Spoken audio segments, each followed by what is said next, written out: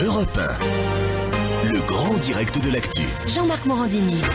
Avec le grand direct de l'actu, donc jusqu'à 11h sur Europe 1. Et on vous attend dès maintenant au 39-21 concernant cette information de la matinée. François Hollande qui demande à Manuel Valls de composer son gouvernement qui sera annoncé mardi 39-21 standard d'Europe 1. Pour en débattre avec nous dans un instant, Géraldine Poirot-Gauvin et Hugo Baillet. À 10h40, le coin des râleurs, c'est un nouveau rendez-vous également. Vous pouvez réagir sur tout ce qui vous intéresse ou vous agace dans l'actualité, dans l'économie, dans la société. Vous laissez vos coups de gueule sur notre répondeur au 39-21. Et à 10h40, notre invité face à vos questions, c'est le socialiste Gérald Filoche qui sera avec nous pour réagir à l'actualité du moment. Qu'attend-il de ce nouveau gouvernement qui doit être annoncé demain? Quelles décisions souhaite-t-il que ce nouveau gouvernement prenne en priorité?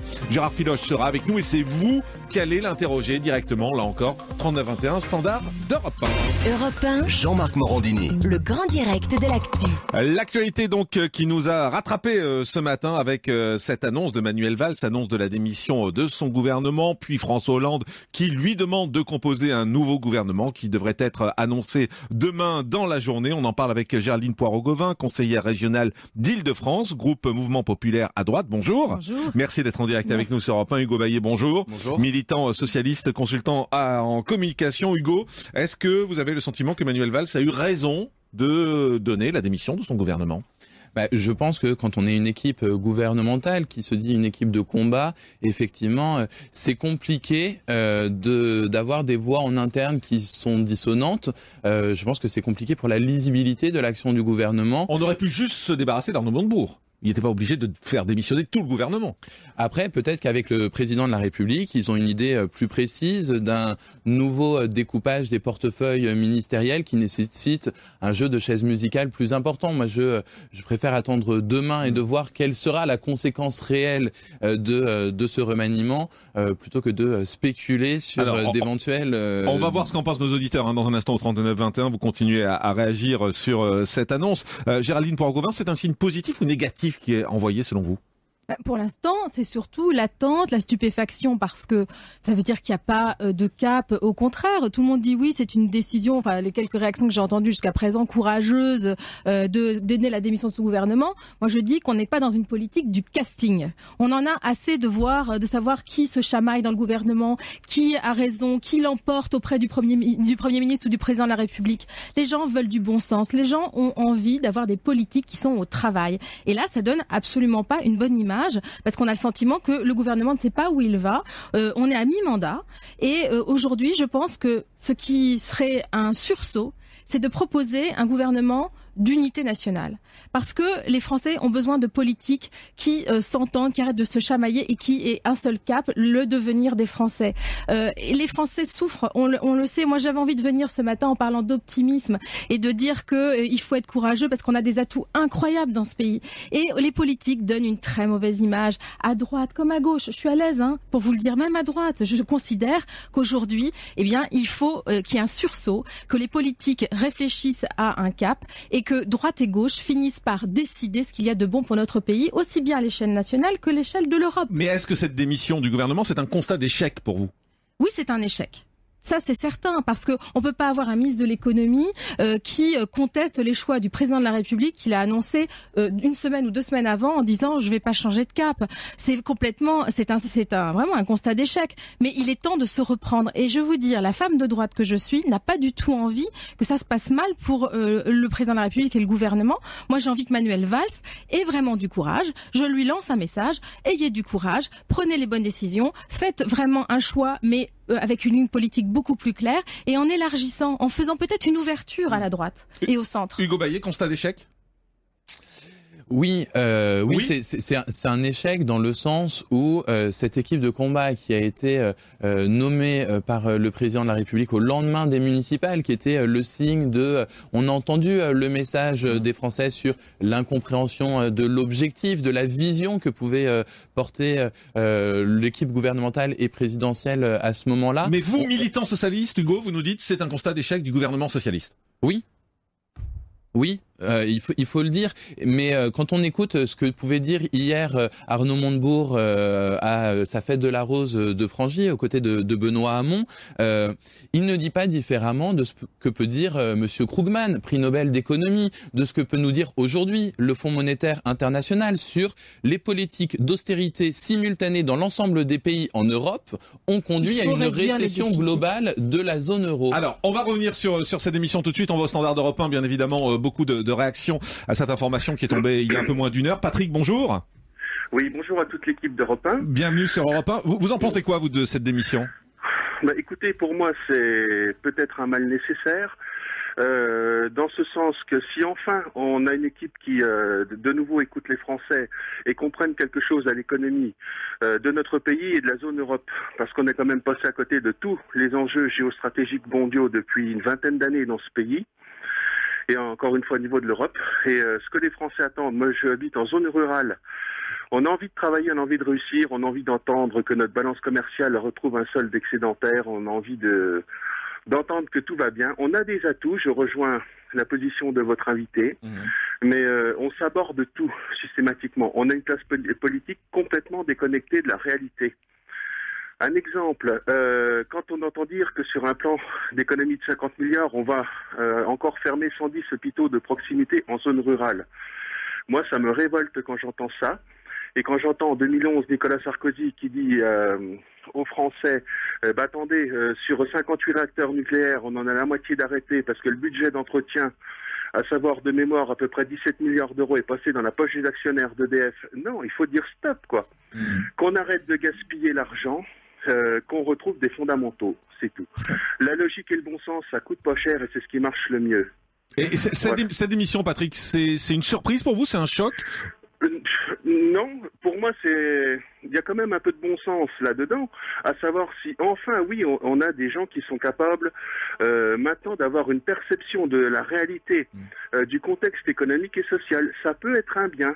Après, ça dépend ce qui en sera fait. Si je comprends bien, en fait, vous vous dites, voilà, c'est peut-être une solution, c'est peut-être une occasion de relancer l'espoir en nommant dans les postes clés des gens qui soient capables de voir l'avenir de façon correcte. Exactement, qu'il y ait une vision de court, moyen et long terme des enjeux structurels, conjoncturels, que ce soit au niveau de l'espace français ou de l'espace européen. Merci Patrick, en tout cas de l'avoir dit sur Europe 1. On va prendre Claude qui nous appelle de Paris. Bonjour Claude. Bonjour. Alors votre réaction à cette dissolution? Enfin, écoutez, non pas cette dissolution, mais démission du gouvernement, pardon. Oui, ça m'a pas tellement étonnée après la journée d'hier, évidemment, mais je trouve que c'est peut-être une bonne chose, à condition que, si vous voulez, on remplace pas, on fasse pas le jeu des pions sur un jeu simplement. Hein. C'est-à-dire que les gens qu'on nomme soient, comme le disait votre précédent interlocuteur, soient déjà capables au point de vue économique et qui sont capables de discuter, de voir l'avenir, etc. Parce que jusqu'à présent, on a l'impression que les gens sont... Ils n'ont jamais gouverné d'entreprise, ils n'ont jamais eu, si vous voulez, la responsabilité d'entreprise et ils ne savent pas ce que c'est que l'économie. Claude, vous l'avez peut-être entendu tout à l'heure, Géraldine Poiraud-Gauvin disait il faudra un gouvernement d'unité nationale, c'est en faisant appel aussi à des gens de droite. Exactement. Vous êtes d'accord avec ça? Absolument. Absolument, je suis tout à fait d'accord avec ça, parce que moi, finalement, je suis ni de droite ni de gauche, je suis pour ce qui réussit le mieux pour la France. J'avais placé beaucoup d'espoir dans la nomination de Valls, et j'espère qu'il ne se contentera pas à changer les pions, simplement. Parce que les pions actuels ne sont pas valables. Géraldine, sur le côté Union nationale, justement, c'est intéressant, ça. Ce que disait Claude était intéressant sur la capacité des ministres. Il faut des gens capables. Ce qui me frappe dans les changements de gouvernement, c'est qu'on fait le jeu des chaises musicales. On change les portefeuilles ministériels avec des gens qui connaissent absolument pas le secteur. C'est-à-dire qu'ils vont découvrir, déjà, ce sont des ministres qui vont mettre 6 mois à découvrir leur secteur avant de vraiment être des professionnels de leur thématique. Et ça, les Français n'en peuvent plus. Et c'est le problème de notre système institutionnel. Les politiques, ils sont obnubilés par la présidentielle de 2017. Ils ne pensent qu'à ça. Regardez à droite comme à gauche, ils prennent toutes leurs décisions en fonction de cette échéance et qui n'est pas le souci quotidien des Français. Ce qu'on veut, c'est des gens qui sont responsables, capables et spécialistes de leur domaine. On veut moi je souhaite avoir par exemple un ministre de l'Éducation nationale qui connaisse parfaitement bien le monde de l'Éducation nationale, qui soit un interlocuteur privilégié du monde professoral. Je souhaite avoir quelqu'un qui en matière en économie s'y connaisse très bien et pas forcément et la politique du casting, on en crève, on en a excusez-moi l'expression est peut-être un peu forte, mais c'est fini. Je pense que la communication, elle est passée. Aujourd'hui, il faut le règne de la responsabilité et du bon sens. Hugo Bayet, est-ce que vous êtes d'accord, vous, militant socialiste, pour un gouvernement d'union nationale? Est-ce que c'est de la solution? Pour vous, on en est là? Non, je pense qu'aujourd'hui, ça n'aurait pas de sens. Ça n'aurait pas de sens parce que...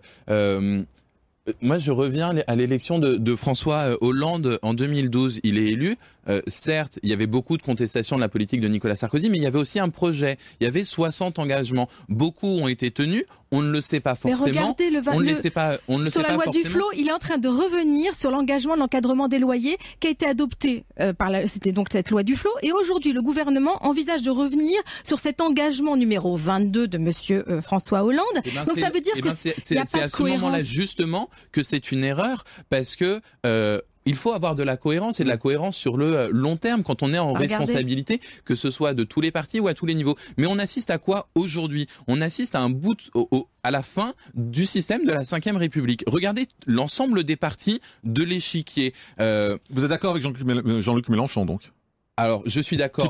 Qui veut une 6e République. Je suis d'accord sur le constat. Je suis d'accord sur l'idéal de la 6e République. La question, j'ai écouté Monsieur Mélenchon, je ne sais pas encore ce qu'il met dedans. Donc, je ne peux pas dire si je suis d'accord avec sa mesure, puisque je ne sais pas quel système il propose derrière. Juste en retour au standard dans un instant, mais un mot, Géraldine Poiraud-Gauvin, pour réagir à ce que vient de dire Hugo. Il dit non, pas de gouvernement d'union nationale. Mais ça, c'est vraiment... c'est dommage parce que c'est ce que veulent les Français. Les Français, ils veulent des politiques. Mais regardez François Hollande.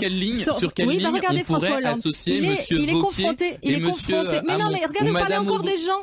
Moi, je vous parle de fond. Regardez, les déficits. S'il y a un gouvernement, il y a des gens. Oui, il y a forcément des gens, mais qui incarnent une politique aussi. Regardez, les déficits publics, la réduction des déficits publics. Enfin, François Hollande s'est rendu compte que c'était obligatoire qu'avec l'Europe, Merkel, le bras de fer avec Merkel, il fallait absolument réduire le déficit, d'où le pacte de responsabilité. Aujourd'hui, je vois les députés socialistes critiquer un pacte qui vient juste d'être adopté, qui n'a même pas été mis en œuvre. Comment ce pacte de responsabilité peut avoir des mauvaises conséquences sur la politique, sur le quotidien des Français, puisqu'il n'est même pas encore mis en œuvre. Et ce pacte de responsabilité prévoit des baisses de dépenses publiques. Moi, je pense que pour s'en sortir, pour trouver des marges de manœuvre, il faut à la fois baisser les impôts, et là, c'est le contraire de ce qu'a fait François Hollande depuis qu'il est arrivé au pouvoir. Oui, mais les impôts, c'est pas toujours les ménages qui vont bénéficier de ces réductions d'impôts. Et il faut baisser les déficits. Et si on fait ces deux choses en même temps, on pourra dégager des marges de manœuvre pour retrouver la croissance et retrouver l'emploi. Allez, 39-21 avec cette page spéciale donc qui se poursuit dans le grand direct de l'actu sur François Hollande qui a demandé au Premier ministre Manuel Valls de composer un nouveau gouvernement après la démission de surprise. C'est le moins qu'on puisse dire ce matin. Daniel, bonjour. Oui, bonjour. Bienvenue sur Europe 1, Daniel. Le gouvernement a démissionné. C'est une bonne, une mauvaise nouvelle pour vous? Pour moi, je m'y attendais un petit peu, mais de toute façon, je n'y crois pas beaucoup. Ça fait déjà 2 gouvernements qu'on leur va avoir, 2 premiers ministres en 2 ans de temps ou 2 ans et demi. Je suis à peu près d'accord à ce que les personnes avant ont dit, c'est-à-dire qu'il faut mettre des gens capables, de tous bords politiques d'ailleurs. Mais pour mettre des gens capables, il faudrait déjà que la tête, c'est-à-dire le chef de l'État, soit capable lui-même déjà. C'est-à-dire que vous remettez en cause carrément François Hollande? Ah, carrément, oui. Carrément, la France a besoin aujourd'hui d'un meneur, d'un chef, et tant qu'on aura ce président à la tête de l'État, il n'y a rien qui changera. Mais il est élu pour 5 ans, de toute façon. Oui, bien sûr, il est élu pour 5 ans. Mais vous voulez quoi, qu'il démissionne? Mais quand on n'est pas capable de mener un pays, on démissionne, et s'il veut pas démissionner, c'est aux Français de le mettre dehors. Comment? Tout simplement. Comment? Je dis s'il est... Non, mais comment? Le mettre dehors comment? Il y a des solutions pour le mettre dehors. Il suffit de rouler dans les brancards, comme on dit. De manifester. Sinon, il n'y a jamais rien qui changera. Vous pouvez mettre n'importe quel Premier ministre, n'importe quelle personne au gouvernement. La tête n'est pas bonne. Hugo Bayet, qu'est-ce que vous répondez à Daniel là, qui dit il faut que François Hollande démissionne? Moi, je réponds qu'on a une constitution déjà qui prévoit que le président est en fonction pour 5 ans. Il a été élu par le peuple souverain pour ça. Moi, je respecte les choix du peuple. Je ne conteste pas les votes du peuple, même quand ils vont voter pour le Front National. Je ne le conteste pas. C'est la démocratie. Daniel, c'est la démocratie, ça, voilà. le président pour 5 ans. Après, quand monsieur dit ruer dans des brancards, faire des manifestations... La Constitution, elle a bon dos. Moi, je dis que quand il y a des lois qui sont mauvaises, on les change. Et malheureusement, dans ce pays, il y a des lois, d'énormes choses à changer. Et tant qu'on n'aura pas fait tout ça, on n'avancera pas. On est dans une situation catastrophique. Moi, je suis dans une petite PME où je peux vous dire que j'ai encore du travail. Bon, j'ai 58 ans, j'arrive pratiquement au bout.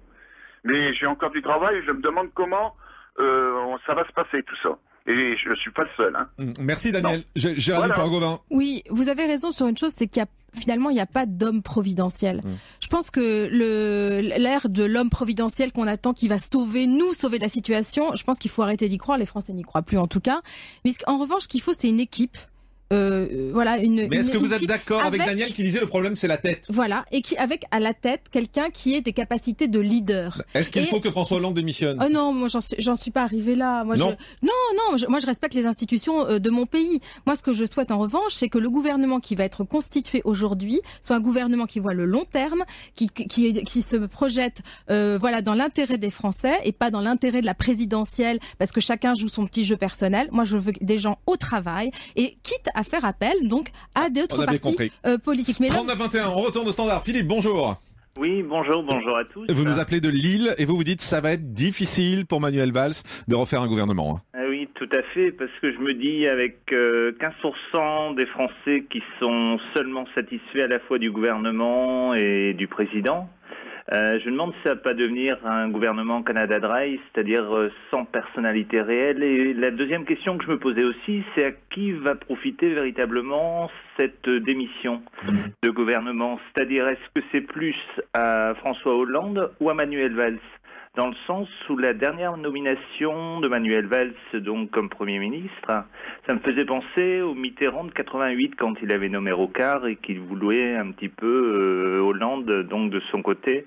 Maintenant, on va dire se maintenir en tant que président pour 2017. Alors, on va poser la question à nos deux invités. Hugo Bayet, ça profite à qui cette démission du gouvernement? Plutôt à François Hollande ou plutôt à Manuel Valls?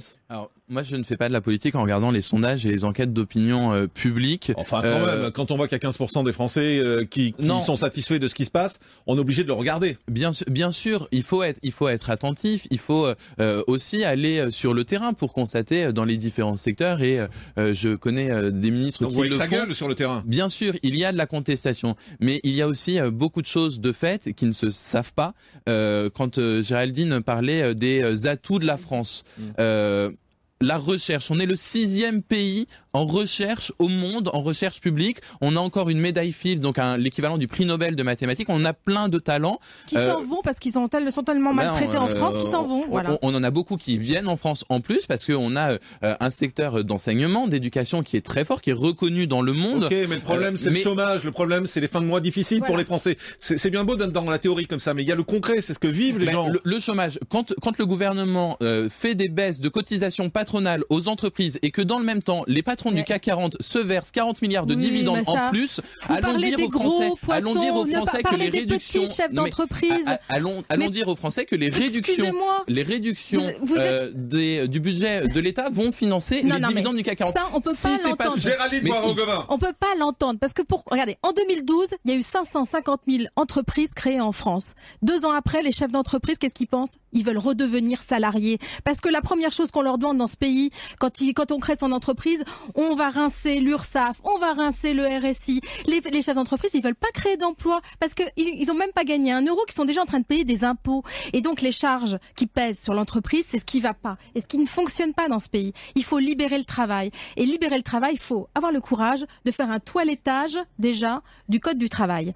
Faut arrêter les 35 heures, on arrête. Le minimum de 24 heures là que vient de voter le gouvernement l'année dernière en 2013, enfin le Parlement en 2013.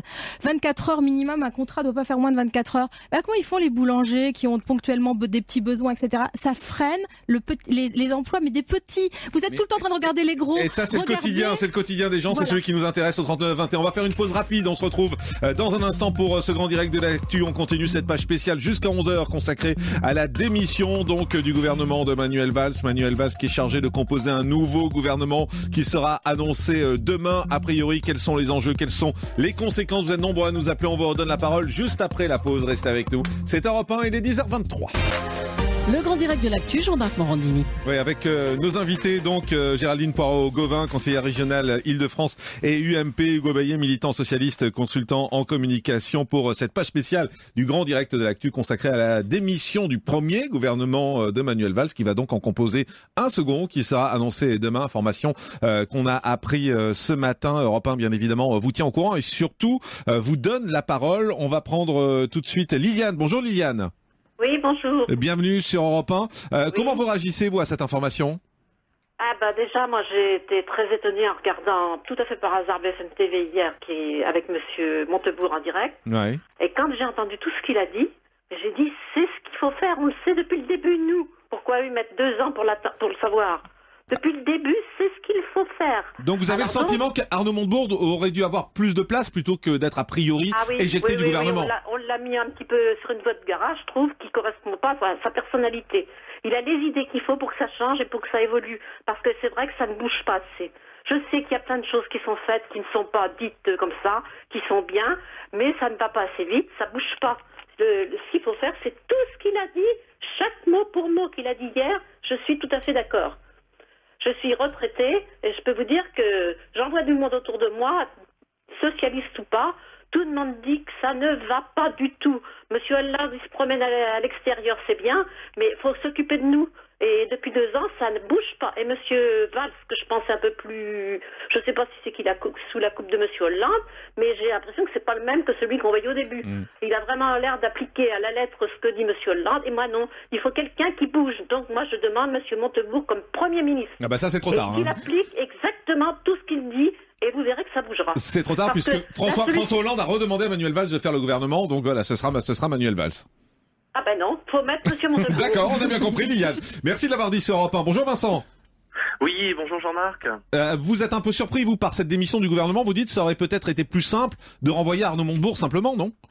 Moi, en fait, déjà tout à l'heure, j'ai écouté vos intervenants et je crois qu'il y a quelqu'un qui travaille dans la communication. Est-ce que, au niveau justement communication pour les Français, voilà, la relation, on sait que la confiance entre les Français, le gouvernement et le président, elle est vraiment au plus mal.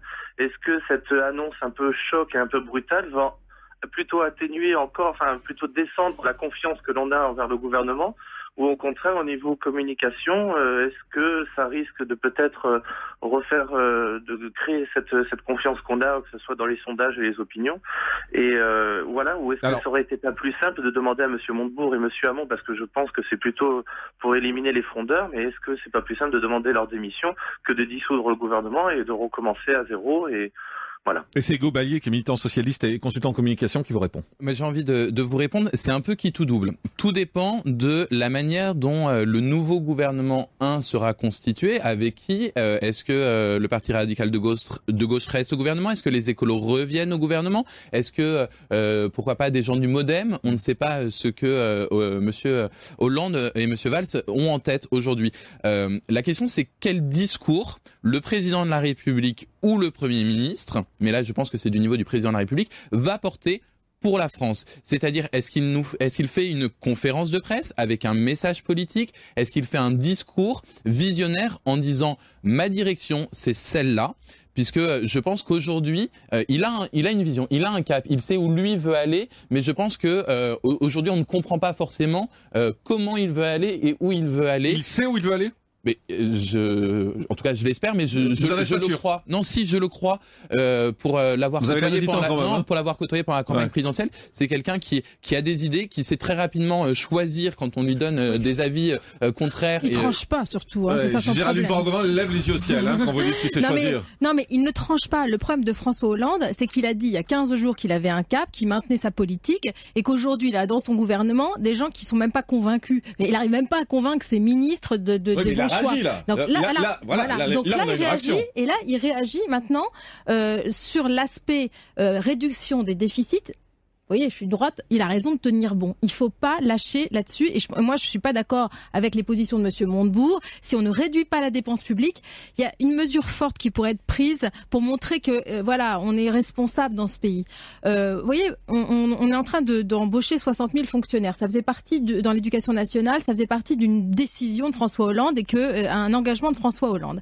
Est-ce qu'aujourd'hui, il vaudrait pas mieux utiliser ces fonds pour augmenter les professeurs, notamment ceux qui sont dans des zones difficiles en France, pour les motiver, pour leur donner du courage, pour aussi leur donner davantage de moyens à ces professeurs, plutôt qu'aller embaucher 60 000 fonctionnaires, ça veut dire 40 ans. Pendant 40 ans, on va payer des traitements de fonctionnaires. On en a peut-être besoin des aussi. pensions. Non, parce que en termes dans l'éducation nationale, il y a peut-être d'autres besoins. Peut-être dans la fonction publique hospitalière, peut-être dans d'autres domaines, mais certainement pas dans l'éducation nationale, parce que si on regarde le ratio élève-professeur, le compte est bon. On redonne la parole aux auditeurs d'Europe 1. Bonjour Marie. Oui, bonjour. Bienvenue sur Europe 1, vous nous appelez de Thionville et vous dites il y a un seul homme compétent en économie, c'est qui? Tout à fait. Je pense à DSK. Voilà, je sais que ça peut surprendre, mais je pense DSK est mondialement reconnu pour ses capacités. Et je pense qu'il y a un moment où il faut laisser des frasques où, chaque personne a pu fauter, si c'est une faute, quoi qu'il en soit. Et je pense que c'est un des meilleurs économistes au monde. Et vous dites Manuel Valls doit faire appel à DSK comme ministre de l'économie, par exemple, c'est ça? C'est ça votre idée? Tout à fait. C'est mon idée. Ouais. Et je pense ça pourrait être une solution. Eh bien, merci Marie de l'avoir dit sur Europe 1. On va prendre Sophie. Bonjour Sophie. Oui, bonjour. Bienvenue sur Europe 1, vous nous appelez de Boulogne-Billancourt. Oui. Vous dites, j'en ai un peu marre de tous ces politiques, c'est ça? Plus que ça. Parce qu'en fait, là, on parle une fois de plus d'un remaniement ministériel. À quelques jours de la rentrée, moi, je vais appeler ça une cour de récréation. Ce qu'on ne perçoit pas, c'est que plus le pays va mal, plus chacun pense à sa tronche uniquement. Et là, je parle des politiques. Donc, comme moi, je suis au chômage depuis 6 ou 7 mois, et au chômage sans aucun revenu, je vais proposer aux politiques, non pas de retrouver un poste, mais d'aller s'inscrire à Pôle emploi et de voir ce que c'est d'être dans Pôle emploi et de s'entendre dire. Et je suis inscrite à Pôle emploi juste dans les statistiques, j'ai pas touché un centime de Pôle emploi. Je tiens à le préciser. Et d'entendre des gens dire qu'ils ne peuvent pas nous aider. Pôle emploi, c'est autant de chômeurs en plus que les vrais 3 millions ou 4 millions de chômeurs qu'il y a aujourd'hui.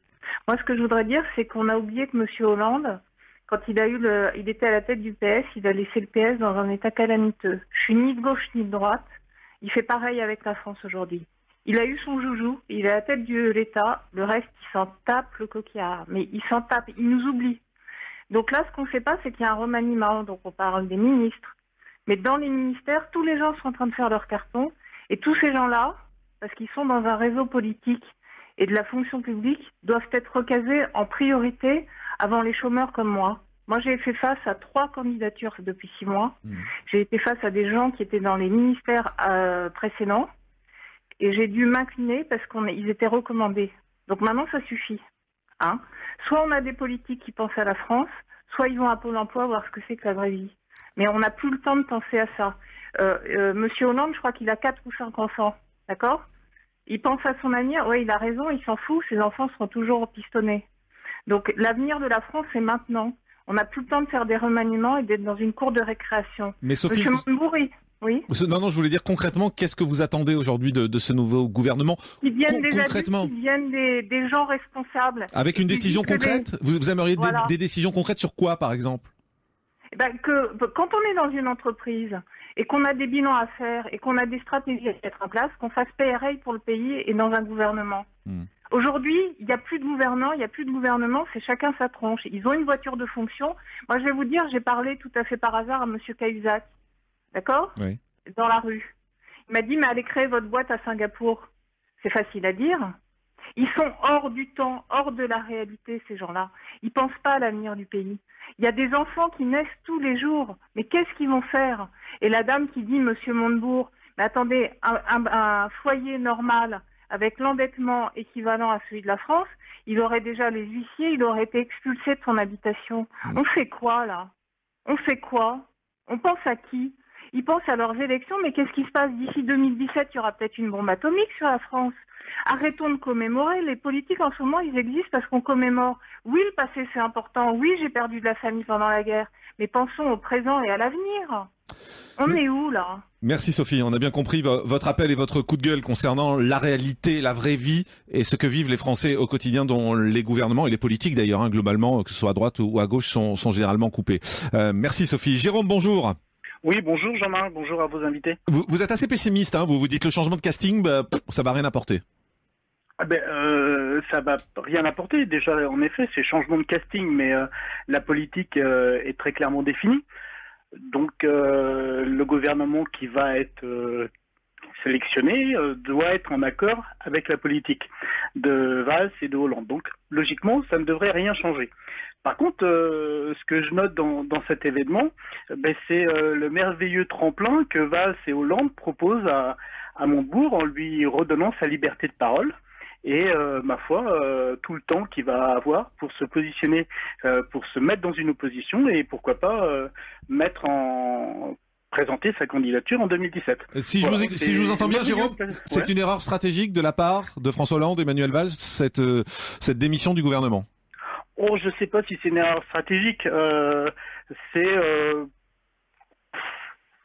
Voilà, c'est... D'accord, ça vous laisse sans voix, quoi, en résumé. Voilà, c'est un employé dans une entreprise peut avoir un désaccord et donner des idées voilà, et il me semble que on en fait un problème de personnes, on en fait un problème d'idées, mais la réalité des enjeux ne sont pas pris en compte. Voilà. Merci Jérôme de l'avoir dit sur Europe 1. Quand on écoute nos auditeurs qui réagissent à chaud, puisque la nouvelle a un peu plus d'une heure seulement, Géraldine et Hugo, on a le sentiment quand même que personne ne croit que ça va faire bouger les choses, ce changement de gouvernement. On a le sentiment que les Français, sont désabusés aujourd'hui, ne croient plus en la politique, ne croient plus en l'économie, ne croient plus en ce gouvernement. Hugo, c'est quand même terrible d'avoir une France qui est dans cet état d'esprit. Bien sûr. Et puis, au mois de juillet, on avait un sondage IFOP pour Atlantico sur la vision de la situation économique. Il y a encore 2 ans, les gens étaient révoltés par cette situation économique. Aujourd'hui, ils en sont désabusés. C'est-à-dire qu'ils... Mais qu'est-ce qu'il faut dire aux Français? Vous leur dites quoi? Vous qui êtes militant socialiste, vous leur dites quoi ce matin? Mais moi, je fais partie de ces militants qui travaillent en interne du Parti socialiste pour arriver à faire bouger les lignes, pour avoir un vrai changement dans la politique économique. La politique de François Hollande est mauvaise? Je me reconnais dans ce que peut dire Benoît Hamon ou Arnaud La Montebourg. politique de François Hollande est mauvaise? Elle n'est pas forcément mauvaise, mais je pense qu'on peut faire mieux. Qu'on peut faire plus vite. Quand Monsieur Hollande, la semaine dernière, pour sa rentrée, fait cette grande tribune dans Le Monde et qu'il nous dit « il faut aller plus vite, il faut aller plus loin ». Et quand on parle beaucoup de l'Allemagne, d'Angela Merkel, sauf qu'il faut aussi analyser quelque chose. Elle n'a pas gagné ses élections législatives en Allemagne. Son ministre d'économie, c'est Sigmar Gabriel. Il est social-démocrate. Oui, mais les Français s'en foutent, les Français... Vous avez entendu les appels des auditeurs tout à l'heure. Ils veulent qu'on s'occupe de leur quotidien, ils veulent qu'on s'occupe de leur vie. Bien sûr. Sauf que, moi, j'ai envie de dire que les politiques les politiques doivent changer. On a vu à droite les crises avant l'été. Aujourd'hui, on voit la crise à gauche. Les politiques doivent s'interroger sur leur rôle. Aujourd'hui, quand on est un homme ou une femme politique, on est au service. Voilà. Juste être au service, être exemplaire, être dans une attitude positive et pas penser sans cesse à la réélection. Il faut savoir prendre des risques quand on fait de la politique. Il faut savoir être avoir des convictions, aller jusqu'au bout de ses convictions. Alors justement, aller jusqu'au bout. On a Jean-François qui nous appelle au standard d'Europe 1, 3921. Bonjour Jean-François. Oui, bonjour. Vous dites il faut aller jusqu'au bout, et le bout c'est quoi pour vous, pour François Hollande? Moi, le bout c'est la dissolution de l'Assemblée nationale. Il faut être cohérent. On est rendu à un point où effectivement le gouvernement... on est obligé de remettre de l'ordre dans le gouvernement, de rappeler les ministres à l'ordre, et on va vraisemblablement, on fait une politique de droite, on envisage même d'aller chercher quelqu'un à droite. Il faut aller au bout de la logique. Aller au bout, c'est la dissolution pour vous, Géraldine? Il faut dissoudre? Moi, pourquoi pas? Ce serait un électrochoc, et peut-être que cette volonté, moi j'ai envie que tous les politiques de droite comme de gauche travaillent au service des Français. Donc peut-être que ça permettrait d'arrêter cette image de cours d'école, comme décrivait Sophie tout à l'heure. Elle avait parfaitement raison. C'est vrai qu'on a le sentiment que les politiques sont uniquement intéressés par leur nombril et leur réélection. Et là, au moins, on aura un état de la situation dans ce pays, de voir exactement ce qu'attendent les Français. Et je pense qu'il peut y avoir des surprises. Les Français sont beaucoup plus mûrs que les politiques. Les politiques, ils sont déconnectés. Hugo Bayet, il faut dissoudre ou pas? Moi, je n'y suis pas favorable. Je n'y suis pas favorable parce que effectivement aujourd'hui on a une majorité gouvernementale qui tient à une ou deux voix à l'Assemblée nationale. On a des élections sénatoriales d'ici quelques semaines maintenant qui peuvent aussi changer la majorité au Sénat. Ce serait compliqué et ce serait rajouter de la crise institutionnelle. Je pense que quand on est passé du septennat au quinquennat, on ne peut plus se permettre d'avoir de cohabitation, etc. La situation le commande. Alors on va continuer à parler de tout ça. Merci Jean-François de nous avoir appelé. Merci Géraldine Poirot-Gauvin d'avoir été avec nous. Merci Hugo Baillet, militant socialiste. Dans un instant, on continue cette page spéciale donc du Grand Direct de l'actu consacrée à la démission du gouvernement de Manuel Valls. On va continuer avec Gérard Filoche qui sera face à vous. Gérard Filoche qui est membre du bureau national du Parti socialiste. Vous allez pouvoir l'interroger. On attend vos appels au 39 21. Mais tout de suite, le coin des râleurs. C'est ce nouveau rendez-vous qu'on vous propose sur Europe 1. Vous pouvez nous laisser vos messages au 39 21, 24 heures sur 24 pour nous dire ce qui vous agace dans l'actualité, dans les faits divers, dans la société d'aujourd'hui, dans l'économie. 39-21, le coin des râleurs, c'est la première. Bonjour Jean-Marc. Bonjour Jean-Marc. J'appelle pour râler. Je suis scandalisé. Ça devient très désagréable. Bonjour Jean-Marc et Julie, c'est Eric de Seine-Saint-Denis. Voilà, je vous appelle au sujet des pièces en cuivre. Je viens de mon Auchan, ils les ont refusées pour faire les achats. J'étais à la poste, ils ont refusé les pièces en cuivre parce que soi-disant qu'ils donnent pas de rouleau pour les faire. Je appelle mon leader presse, s'ils les reprennent pas, je trouve ça scandaleux de mettre ces pièces de merde. Ils devraient les supprimer. Merci, au revoir, à très bientôt. Bonjour Jean-Marc et Julie, Lucien. Je voulais parler de Cécile Duflot et de son brûlot contre François Hollande. C'est très facile quand on a été ministre et qu'on ne l'est plus de gueuler. C'est beaucoup plus facile de gueuler que de proposer des solutions. Monsieur François Hollande propose des solutions pour la France et Madame Cécile Duflot se pose en candidate à l'élection présidentielle pour 2017. Quand on a été ministre et qu'on démissionne, on la ferme. Bonjour Jean-Marc et Julie, je suis Nicolas du 77 à Meaux. Je vous appelle parce que lorsque je prends le bus, certains jeunes se permettent de mettre le volume de leur musique à fond, comme s'il n'y avait pas assez de sous pour s'acheter des écouteurs, bien qu'ils ont des sous pour s'acheter un téléphone dernière génération. Donc voilà, je voulais râler sur ça. On subit chaque jour ce genre d'incivilité. Je voulais en faire part dans votre émission et je vous souhaite en tout cas une bonne rentrée. Au revoir. Bonjour Jean-Marc et Julie, c'est Laurent. Je voulais réagir à propos de Montebourg. J'espère qu'il va se faire virer parce que c'est pas possible qu'on puisse critiquer son patron comme ça sans se faire sanctionner. J'estime que comme dans n'importe quelle entreprise ou organisation, quand on critique le patron, on se fait virer. Ou alors on a l'audace de partir si on n'est pas d'accord. Voilà. Bonne journée, à bientôt.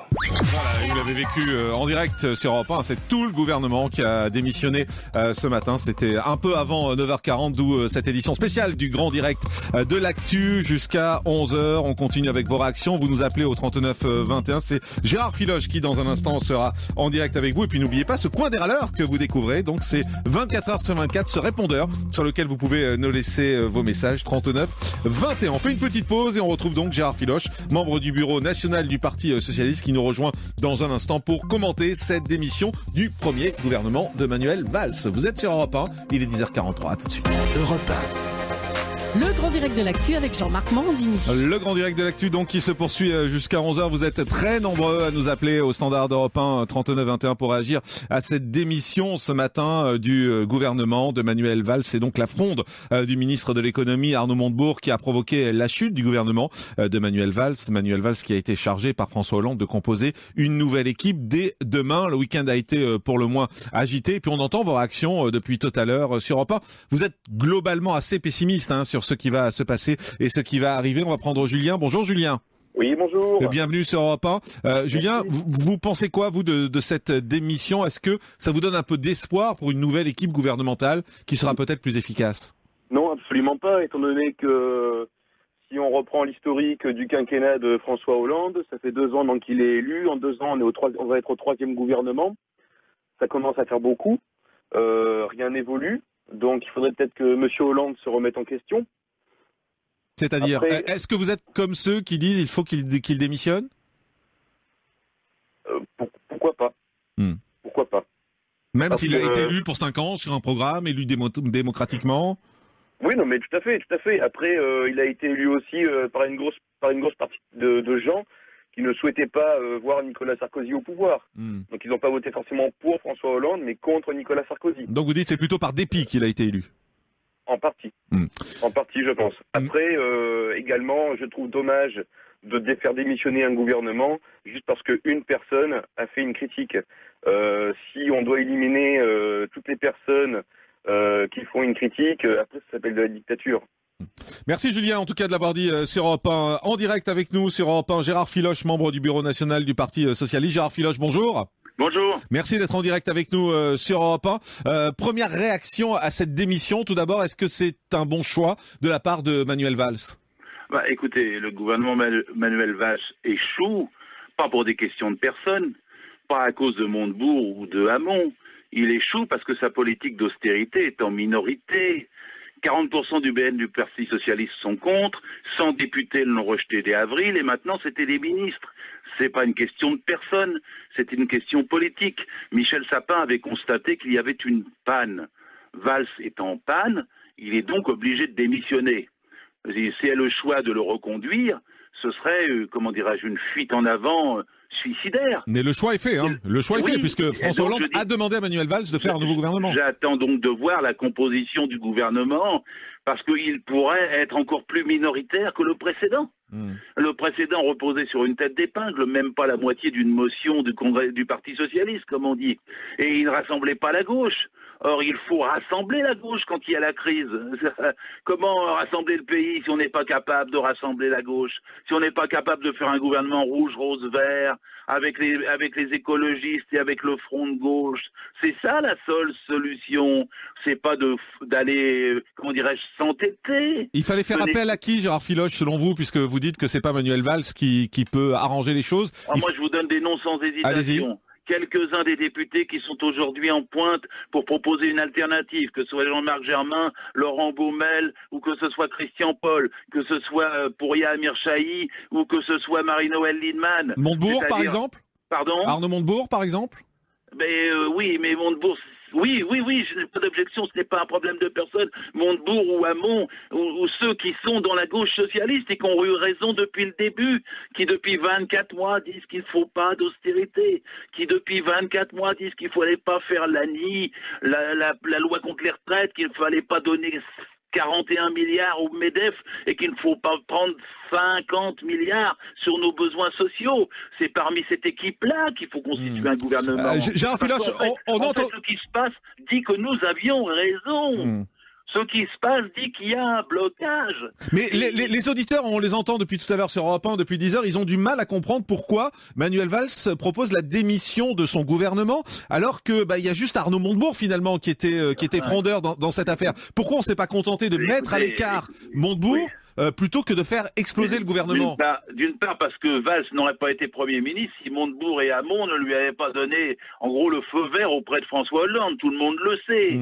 Deuxièmement, quand les deux ministres qui l'ont aidé, qui sont un peu les seuls soutiens, qui n'étaient pas directement dans ces 5% à Valls qu'il avait au départ, si les deux ministres qui l'ont aidé ne sont plus d'accord, c'est son gouvernement qui s'effondre, il faut donc qu'il revoie tout. Alors, apparemment, je dis bien, François Hollande dit, avec Valls, on va tout revoir. Encore avec Valls. Mais le choix de Valls, c'est un choix minoritaire de départ. C'est un Premier ministre qui s'est affirmé totalement pour l'austérité, même parfois plus que le président. C'est la politique qui n'a jamais eu un mot, c'est une question politique, c'est pas une question de personne. C'est un Premier ministre qui n'a jamais eu un mot pour les salariés, pas un mot pour la réduction du temps de travail, qui ne lutte pas contre le chômage de masse, qui ne redistribue pas les richesses, qui continue la politique pour qu'il n'y ait plus des élections au prud'homme, pour que l'inspection du travail soit cassée, pour qu'on travaille le dimanche. Tous ces choix-là sont suicidaires. On a gagné en mai-juin 2012 pour une politique de gauche. Et ce qu'il faut, c'est un gouvernement qui aille à gauche. gauche, sinon ce sera le suicide. Mais qu'est-ce que vous faites encore au Parti Socialiste, Gérard Filoche? Parce qu'au Parti Socialiste, monsieur, au moins 80% des militants sont pas pour le politique de Valls.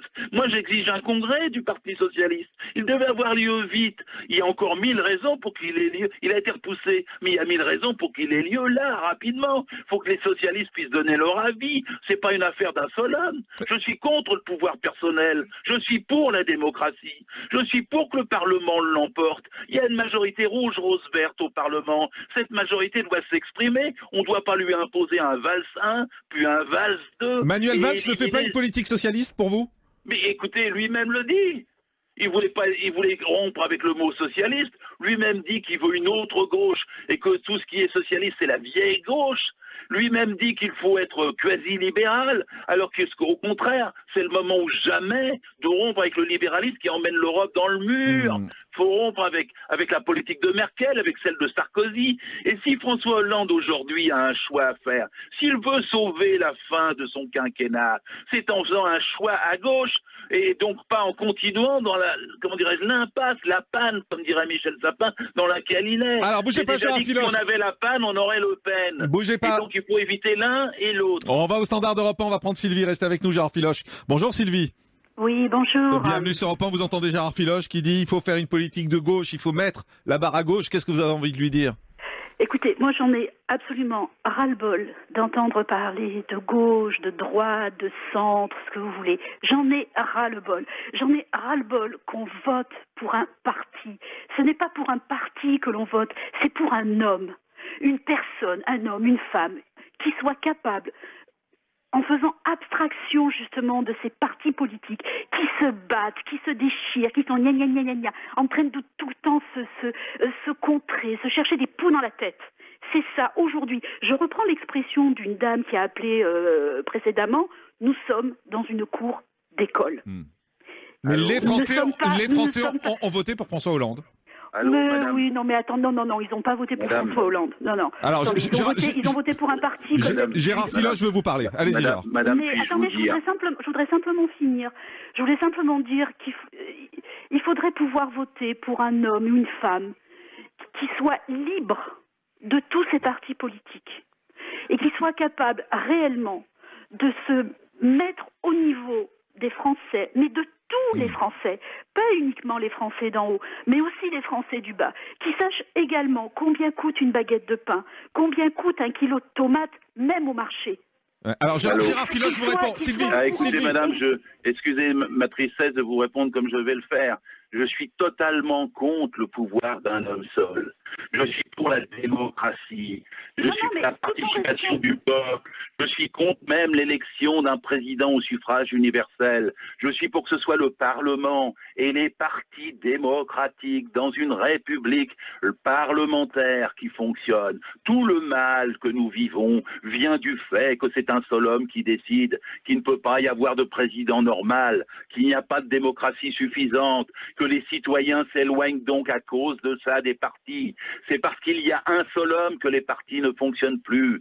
C'est parce qu'il y a une présidence quasi-putschiste qu'il n'y a plus de parlement. C'est parce que tout s'impose d'en haut au lieu de venir d'en bas. Et moi, je suis madame comme vous, pour ceux qui savent comment on vit, comment on peut vivre avec un salaire de moins de 1650 €, parce que c'est le cas de 50% des salariés. Comment on vit quand on a moins de 900 €, c'est le cas de 10 millions. Mais je ne sais pas si vous êtes totalement d'accord avec Sylvie, finalement, Gérard Filoche, parce que Sylvie nous dit François Hollande doit démissionner. C'est ça, Sylvie. Mais moi, je suis pas aujourd'hui pour la démission, je suis pas pour des élections anticipées, je suis pour que la majorité qui existe, elle existe au Parlement. Elle est rouge, rose et verte. Je suis pour que celle-ci dirige et que ce ne soit pas un homme qui lui impose une politique contraire à ce pourquoi elle a été élue. On va prendre Valérie. Bonjour Valérie. Oui, bonjour. Bienvenue sur Europe 1, vous entendez Gérard Filoche, vous dites le problème, c'est pas le gouvernement, c'est François Hollande. Oui, le problème, en fait, je pense que François Hollande est aujourd'hui à sa place par erreur. On a souhaité tous ensemble, même ceux qui n'ont pas voté pour lui, qu'il remonte la France. Et malheureusement, on voit bien que par manque d'expérience, il n'est pas à sa place. Ça n'a rien à voir avec l'homme, personne n'en veut à l'homme, mais aujourd'hui, il a des fonctions qui sont primordiales pour tous les Français. Et on voit bien qu'à tous les niveaux, alors on ne parle pas des PDG de plus de je ne sais combien de salariés, on parle des gens qui vivent, des enfants. Moi, je suis en âge d'avoir des enfants qui rentrent dans la vie active, qui ne trouvent pas de travail, et également ceux qui ont fait beaucoup d'études, ceux qui n'en ont pas fait. Les entrepreneurs ne peuvent plus aujourd'hui embaucher, on ne peut plus monter sa propre société. Lorsqu'on a passé 40 ans, on ne trouve plus de travail. Les gens qui souhaiteraient monter des sociétés ne peuvent pas. Tout va mal, mais tout va mal. Et ça, en fait, moi, je n'attaque pas l'homme, ça n'a pas d'importance. Il faudrait qu'il soit un petit peu plus consciencieux et responsable en se disant, bah voilà, là c'est parfait, il voyage dans le monde entier, c'est parfait, on est content pour lui. Mais que dire des gens qui sont ici et qui meurent de faim, qui ne peuvent pas acheter à manger à leurs enfants, des gens qui se séparent et qui ne peuvent pas... Le quotidien et la vraie vie. Le quotidien et la vraie vie, c'est on dit depuis tout à l'heure. Vous êtes d'accord avec ça, Gérard Filoche, d'un mot? Oui, bien sûr, mais moi je mets pas en cause François Hollande. Il a les capacités, il a le respect, il a été élu. Je lui demande seulement d'écouter les électeurs qui l'ont élu. Eh bien, c'est le message qu'on retiendra de ce matin. Le salariat et pas le patronat. Merci Gérard Filoche d'avoir été avec nous. Gérard Filoche, membre du bureau national du Parti Socialiste. Ce grand direct de l'actu se poursuit dans un instant avec le dernier mot de l'actu de Thomas Joubert. Et puis à partir de 11h, nouveau rendez-vous également avec le grand direct de la santé. Pendant 1 heure, on va parler de vous avec le sourire et la bonne humeur. On va parler de la déprime de la rentrée. On va parler des brûlures d'estomac. On va parler de la carte vitale. On va parler de dos également. Si vous avez des problèmes de dos, ce fameux mal de dos qui serait le mal du siècle, eh bien on vous attend au 3921 standard d'Europe 1. Mais dans un instant donc, Thomas Joubert, le dernier mot de l'actu. À tout de suite. Le grand direct de l'actu, Jean-Marc Morandini. Et ce grand direct de l'actu se conclut tous les jours par le dernier mot de l'actu. Europe 1, le grand direct. Le dernier mot de l'actu. Le dernier mot de l'actu de Thomas Joubert. Et vous avez écouté cette émission donc avec attention. Et le premier mot que vous avez retenu, c'est démission. On a donc appris pendant cette émission la démission du gouvernement de Manuel Valls. Tout l'été, on avait prédit une rentrée politique animée. Et ben voilà, enfin une promesse tenue par le gouvernement. Remaniement. Ce remaniement est déjà le 4e depuis l'élection de François Hollande. En fait, le changement, c'est tout le temps. Couac. Cette démission du gouvernement fait donc suite au couac d'Arnaud Montebourg. Encore un couac. Il faudrait mettre en place un instrument de mesure, comme à la Bourse de Paris, vous savez. On appellerait ça le couac 40. En forte hausse ce matin. Chômage. Bon, décidément, il n'y a rien à faire. François Hollande n'arrive pas à combattre le chômage. Un paquet de ministres viennent de perdre leur boulot. Grille. Comme Europe 1, Manuel Valls prépare donc sa nouvelle grille des programmes. On va retrouver Benoît Hamon dans le coin des râleurs. Et Arnaud Montebourg est attendu dans les pieds dans le plat. Barre. Alors j'ai entendu Gérard Filoche qui demande au gouvernement de mettre la barre à gauche. C'est déjà ce que fait Florent Manodou. Oui, j'ai vu son petit slip de bain. Je sais pas l'attention, mais la barre à gauche, je vous assure. Celle-là, non, on l'élimine. Séisme. On a appris ce week-end que Christophe de Chavannes a été touché par le séisme tout près de San Francisco. Heureusement, pas de blessure, mais un nouveau concept d'émission pour lui. Coucou, ça se coud. Et puis santé. Et dans un instant, Jean-Marc, vous allez inaugurer le grand direct de la santé. Alors parmi les sujets de ce matin, les brûlures d'estomac ou le mal de dos. Mais il y a un sujet médical qu'il va vite falloir aborder pour vous, Jean-Marc. Comment tenir 3 heures sans aller faire pipi? Je vous confirme que c'est mon problème du matin. Je vous le confirme. Surtout aujourd'hui où c'est un peu animé ce grand direct de l'actu avec l'actualité qui nous a rejoint. Merci beaucoup Thomas Joubert. Dans un instant donc le grand direct de la santé.